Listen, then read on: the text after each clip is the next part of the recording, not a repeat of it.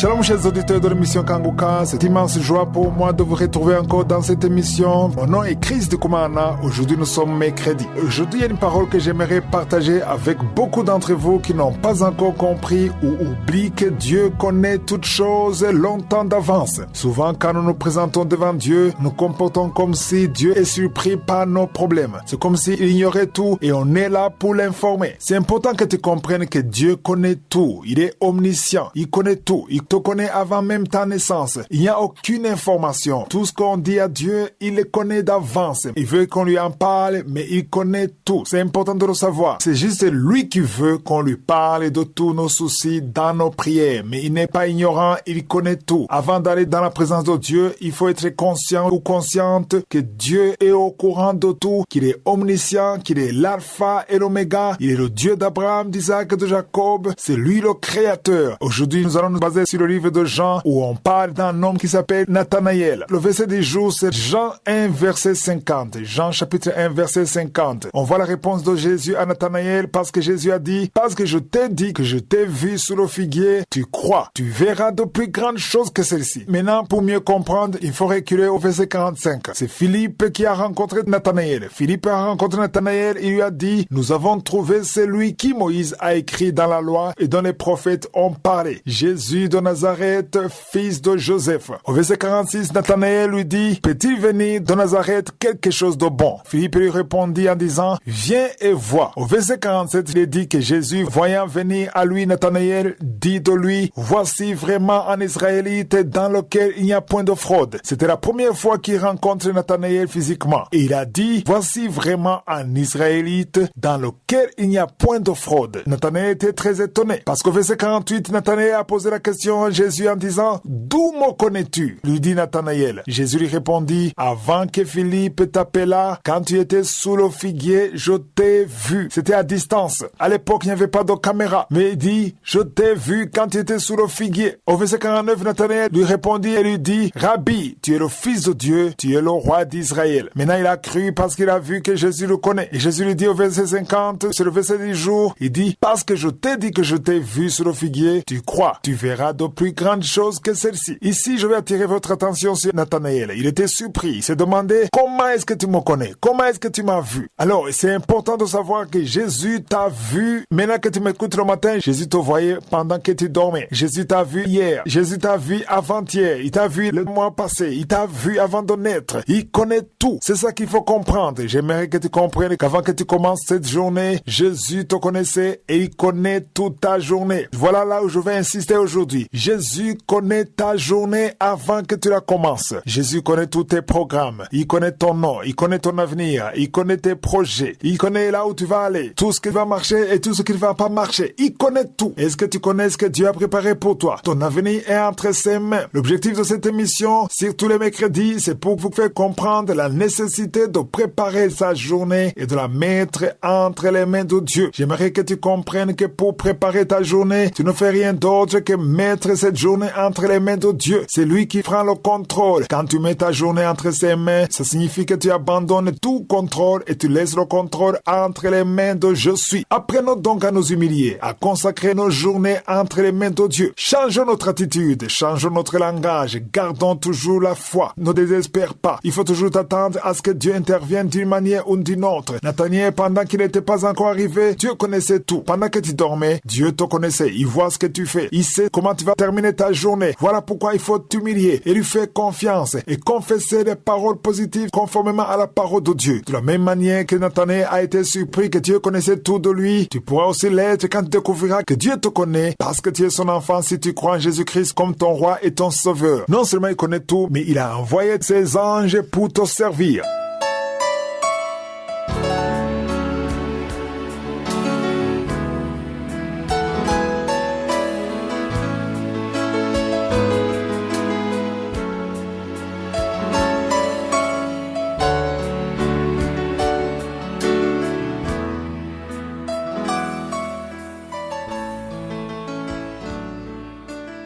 sommes maintenant dans le moment de l'enseignement. Nous allons continuer avec le nouvel enseignement que j'ai commencé lundi et qui s'intitule « Les derniers jours ». Les signes des derniers jours dont on parle dans cet enseignement se trouvent dans 2 Timothée chapitre 3 versets 1 à 5. Je vous ai dit que Paul écrivait à Timothée, il a parlé de 19 signes. On a déjà parlé de l'égoïsme. On a parlé des gens qui sont amis de l'argent et je ne sais pas si vous vous rendez compte de la situation du monde actuel. Si peut-être tu m'écoutes étant dans un village, là peut-être c'est un peu difficile pour toi de comprendre, mais si tu es dans la ville, tu comprends ce que je dis ici. Parce qu'au village, il y a encore cette vie de fraternité, cette vie d'amour. Et les gens ne sont pas aussi égoïstes que les citadins et les gens ne sont pas encore amis de l'argent. Mais si tu es dans la ville, tu vois tout ce qu'on dit, que c'est ce qui se passe aujourd'hui. Si tu m'écoutes ayant 50 ans, 60 ans, 70 ans ou plus, essaie de penser à la vie que tu menais dans les 40 dernières années ou 30 dernières années. Peu importe le pays dans lequel tu es. Dans les années 70, les années 80, la vie que tu avais à l'époque compare à la vie que tu as aujourd'hui. J'aimerais malheureusement te dire que plus les jours avancent, plus la situation devient pire. Le passage de 2 Timothée chapitre 3 verset 1 à 5, c'est un passage prophétique. Ce n'est pas juste une information. Il dit que sache que dans les derniers jours, il y aura des temps difficiles. Ça, c'est prophétique. Et plus les années avancent, plus les jours deviennent mauvais. Si tu es en train de prier pour que les jours soient meilleurs, ça ne marche pas. Les jours seront de plus en plus mauvais. Pourquoi? Parce que le diable fait tout pour détruire le monde. Il sait que les jours sont comptés. Ces jours sont comptés. Donc, il crée des choses, il crée la division, il crée les guerres, il veut diviser les gens. Et tout ce qui a été dit ici, les 19 signes, sont visibles aujourd'hui. Ça fait partie des signes qui montrent que nous sommes dans les derniers jours. Quand on dit que les hommes seront égoïstes, je crois qu'à l'époque de Paul, il n'y avait pas l'égoïsme que nous voyons aujourd'hui. Je vous ai parlé de la technologie qui favorise l'égoïsme. Chacun reste dans son coin. Il reste avec son téléphone. Le téléphone est le meilleur ami maintenant de l'être humain. Dieu n'a pas prévu que nous soyons amis de la technologie, mais Dieu veut voir la fraternité. Tout ça favorise aux œuvres du diable. Ça favorise le divorce. Regardez le taux de divorce sur Google. Tu verras combien les mariages sont complètement détruits. Le diable veut détruire les ménages. On dit que les hommes seront amis de l'argent. Ils aimeront l'argent plus que tout. Au lieu d'aimer les gens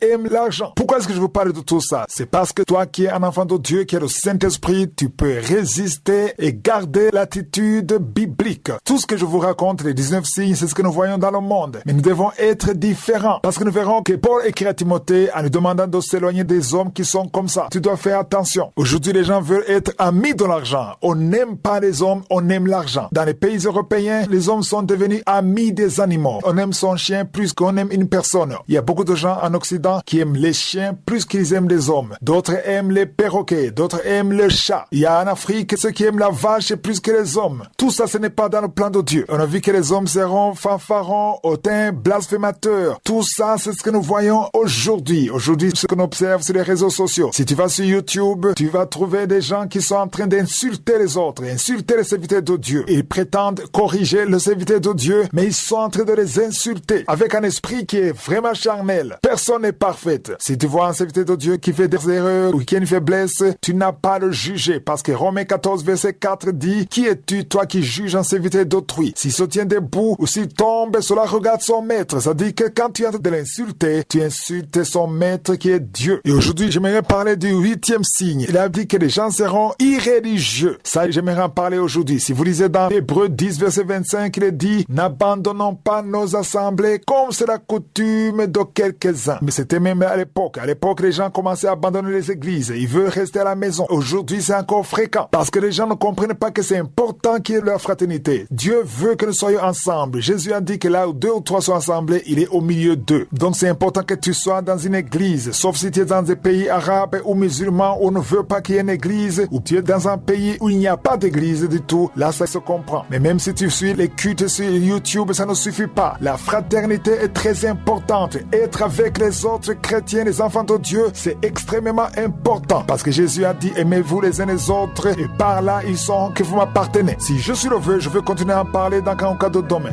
Passez une excellente journée.